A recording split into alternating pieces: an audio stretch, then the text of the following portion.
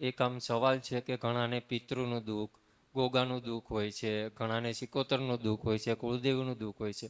તો શું આ બધા દુઃખ માટે રામનું નામ કાફી નથી? જો તમે ભજન કરો બરાબર છે, બરોબર તમે છે. ભક્તિ કરો એ પણ બરાબર છે, બરોબર તમે છે. માળા જાપ કરો એ પણ બરાબર છે, બરોબર છે. પણ દેવી શક્તિને તમારા ઘરમાં વાસ કરાવવો હોય ને તો હા માં. એના માટે અગ્નિની જરૂર પડે. તો બરાબર? માં એના માટે હું ખાલી એક દીવામાં બધા દેવી દેવતાને માની લઉં ના ભાવથી તો થાય, નહીં ચાલે? ના થાય. કેમ? તારું ઘર હોય બરાબર, તારા ઘરમાં જે કદાચ 4 જણ રહેતા હોય હા માં. બરાબર, અને એ ઘરમાં તું એક થાળીમાં 4 જણ નથી ખાઈ શકતા, તો હા પછી એક દીવામાં 4 દેવી કેવી રીતે બેસી શકે? એ વાત સ્વીકારું છું માં, એ મારી ભૂલ પડે છે તો ત્યાં સમજણમાં. એટલે તમે એક મંદિરમાં 1000 ભગવાનના ફોટા મૂક્યા હોય પણ તમે એક જ દીવો કરતા હોય તો તમે કરો જ કોનો? રામ રામ વાળી.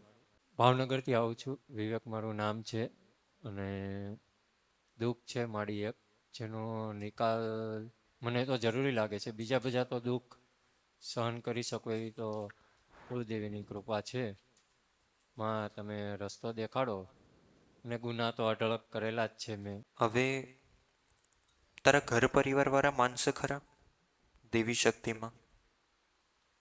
કોશિશ કરીશ ઘર પરિવારને મનાવવાની પૂરેપૂરી. મન તો એકવાર એમ જ તારા કે છે ને ઘર પરિવારને સાથે લઈને આવજે. એમ કરું. જો એ માનશે ને તો દેવી શક્તિનું સમાધાન થશે. પણ જો તું અમને આવ્યો છે તો મેં તને જાહેર કરી આપું, પણ પછી ભક્તિ તારે એની કરવાની, હા. પછી એમાંથી મુક્ત ના થાય, પછી એ દેવી શક્તિને તમારે અપનાવવી પડે. ના ના માં, જાહેર કરો એકવાર. અપનાવવામાં તો મારી હું તો શું આપી શકું? ખાલી મારા મનનો ભાવ આપી શકું, બીજી તો મારી પાસે શું હોય? અપનાવવાનો એટલો મતલબ એવો કે તમારે તમારા ઘરમાં એ દેવી શક્તિ એટલે કે તમારી કુલદેવીનો તમારે દીવો કરવો પડે સવાર ના સાંજ. હું તો કરી શકું, એમાં ના નહીં, હું તો કરી શકું. તો થાય બીજાનો મને તારાથી? ખ્યાલ નથી, પરિવારના સભ્યોનો તો. તારા ઘર પરિવાર વાળા એમ માને ખરા કુલદેવીમાં? એની તો હું જવાબદારી ન લઈ શકું, પણ હું મારું કહી શકું. હા, મારા ઘરમાં હું કહી શકું કે હું સેવા કરીશ. મમ્મી પપ્પાની તો ખ્યાલ નથી એ કરે કે ન કરે. મુદલ 3 જણા છીએ અમે. બીજી વાર આવે ને તો તારા ઘરવાળાને સાથે લઈને આવજે. હા પણ માં. તો અમને આવ્યો છે તો મેં તને જાહેર કરી આપું. અમને એક કામ કરજે, હા. તારા ઘરની અંદર સવાર સાંજ હા. 2 અગરબત્તી મહાકાળી માની કરજે. હા માં. એ તારા કુલદેવી થાય. હવે એનું તમારે સમાધાન કરવું પડે. હા, હું જ્યારે નાનો હતો ત્યારથી ને તો ચામુંડમાનું મેં સાંભળેલું છે. પણ મારી નજરમાં તો બે એક જ છે માં, કુલદેવી હોય કે એમ ચામુંડ નહીં, હોય. એમ નહીં, એમ નહીં. ચામુંડામાં ભલે તે સાંભળ્યું હોય, હા. પણ તારા હમણાં જે સાચા લાગતા હોય એ હા. મહાકાળીમાં. હા. હા. બરાબર?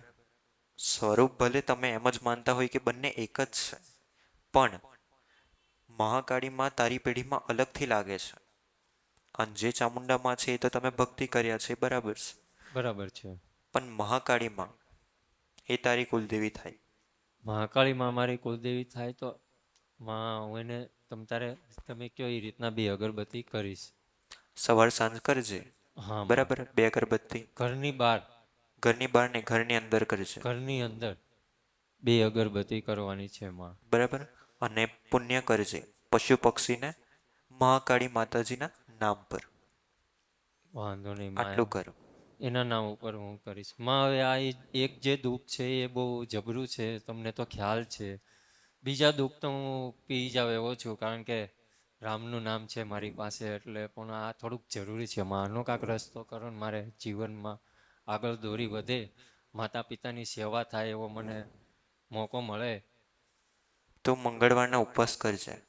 કેટલા મંગળવારના માં? 21 વાર. એક ટાઈમ જમીને પણ સલંગ કરજે. હા કોના માં. કરવાના? મંગળ દેવના નામ પર. મંગળદેવના નામના. મંગળ ગ્રહ ખરો ને એના નામ ઉપર કરજે.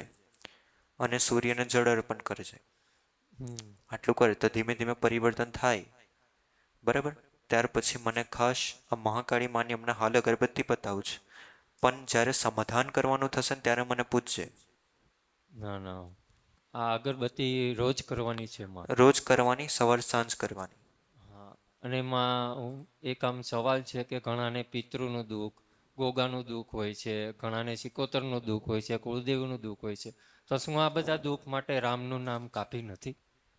જો તમારી કુલદેવી જે હોય ને, હવે તમારી પેઢીમાં જે કુલદેવી લાગતા હોય, બરાબર, ભગવાન ખરા ને ભગવાન, હા શ્રી રામ હોય કે શિવજી હોય, હા બરાબર. માં. હવે આવી રીતે અલગ અલગ દેવ હોય, હોય બરાબર. હોય માં. શિવજી હોય, હા હોય રામ હોય, હોય હોય બરાબર, નારાયણ હોય, હોય છે. બ્રહ્મા હોય, હા બરાબર. માં. હવે આદિશક્તિ, બરાબર. હવે આદિશક્તિ જે છે એ સ્ત્રી કહેવાય, હા બરાબર. માં. હવે સ્ત્રી અને પુરુષ, સાંભળ, હવે દેવી શક્તિ અને દેવમાં પણ આવું જ હોય. હા માં. તમારે કુલ દેવતા હોય અને કુલ દેવી હોય, હા માં. બરાબર. કુલ દેવીને તો તમને ખબર હોય થોડી થોડી, કેમ? કારણ કે તમારા વડીલો કરતા હોય એટલા માટે. હા માં. પણ કુલ દેવતાની તમને ના ખબર હોય, ના એની કારણ ના કે કુલ ખબર. દેવતાની કોઈ પૂજા ભક્તિ કરતું નથી. ના માં, એ ખબર નથી એના માટે જ તે કે જે કાંઈ બી ગુના છે મારા, જે કાંઈ બી વસ્તુ રહી ગઈ છે એના માટે હું આ ભજન કરું છું અને હું અર્પણ કરું છું ભાવથી. તો એ ચાલશે? જો તમે ભજન કરો, બરાબર છે. બરોબર તમે છે. ભક્તિ કરો એ પણ બરાબર છે. બરોબર તમે છે. માળા જાપ કરો એ પણ બરાબર છે. બરોબર છે. પણ દેવી શક્તિને તમારા ઘરમાં વાસ કરાવવો હોય ને, તો હા માં. એના માટે અગ્નિની જરૂર પડે, અગ્નિ. તો બરાબર. માં એના માટે હું ખાલી એક દીવામાં બધા દેવી દેવતાને માની લઉં ના ભાવથી તો થાય, નહીં ચાલે? ના થાય. કેમ? કારણ કે તારું ઘર હોય, બરાબર. તારા ઘરમાં આજે કદાચ 4 જણ રહેતા હોય, હા માં. બરાબર, અને એ ઘરમાં તું એક થાળીમાં 4 જણ નથી ખાઈ શકતા, તો હા પછી એક દીવામાં 4 દેવી કેવી રીતે બેસી શકે? એ વાત સ્વીકારું છું માં, એ મારી ભૂલ પડે છે તો ત્યાં સમજણમાં. એટલે તમે એક મંદિરમાં 1000 ભગવાનના ફોટા મૂક્યા હોય, પણ તમે એક જ દીવો કરતા હોય, તો તમે કરો જ કોનો? નહીં, મારો વિચાર એવો કે એક દીવામાં પણ એ વસ્તુ ખોટી જ પડી ગઈ. તમે કીધું કે એક થાળીમાં બધા ન જમી શકે, એટલે એ તો મારી જ ભૂલ છે, એમાં તો તો ના. તમારે થોડું અલગ અલગ કરવું પડે. ના ના વાંધો. તો માં હું જે દીવો કરું છું અત્યારે રાતના, એ એક ભાવથી કામ કરું છું. કરજો, જે તમારા જે પણ કંઈ ભગવાન હોય, દેવી શક્તિ હોય, હા માં. જેમના તમે ફોટા હોય ને, હા માં. તો તમારે ખાસ ધ્યાન રાખવું કે હા માં. તમે જે ભગવાનને માનતા હોય, હા માં. બરાબર, જેના પ્રત્યે વધારે વિશ્વાસ હોય, હા માં. તો તમે એનો દીવો કરો અને એક જ ફોટો હોય સામે, અને એક જ એમનો દીવો હોય. ના માં, હું તો એવું જ વિચારું છું, ફોટોય ન રાખો, ખાલી દીવામાં બસ મારી માં છે એમ જ તો હું રાખું છું. બરાબર. ભાવ તો એવો જ છે. અને બાકી બધા જે પણ કંઈ ફોટા છે, તો એને અલગ અલગ કરી દો, હા સાથે માં. ના રાખો. હા માં. તમારાથી પૂજા ભક્તિ કે એમના દીવો ના થઈ શકે, તો તમે કોઈ દિવાલ ઉપર લટકાવી શકો, માં. બરાબર. પણ અલગ અલગ કરજો, ભેગું ના કરતા. હાલમાં તો અમારે તો કુળની દેવીનો જ એક દીવો થાય છે ઉપર, અને હું શું છું એ રૂમમાં બસ બે જ દીવા કરું, બીજા એકેય દીવા મારા ઘરમાં થતા નથી. ભલે, પણ જે પણ હોય તે, પણ હવે અલગ અલગ કરજે, બરાબર.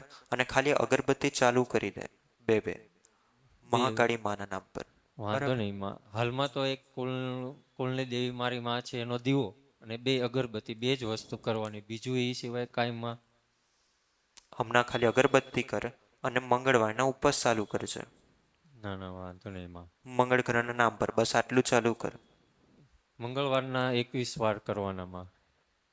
અને માં મને એવું લાગે છે કે મારા પિતૃ ખુશ છે, મને એવો આભાસ થાય છે. શું છે હકીકતમાં ખુશ જ છે? મારે સેવા તો હું થાય એટલી કરું છું, એનું જ દીધેલું છે તમારા મારી પાસે. પિતૃનું હું તને કહીશ, હા. પણ તારા ઘર પરિવાર જો માનતા હોય તો મનાઈ લાવજો, નહીં તો તું બીજી વાર આવીશ તો મેં તારા પિતૃનું કઈ આપીશ.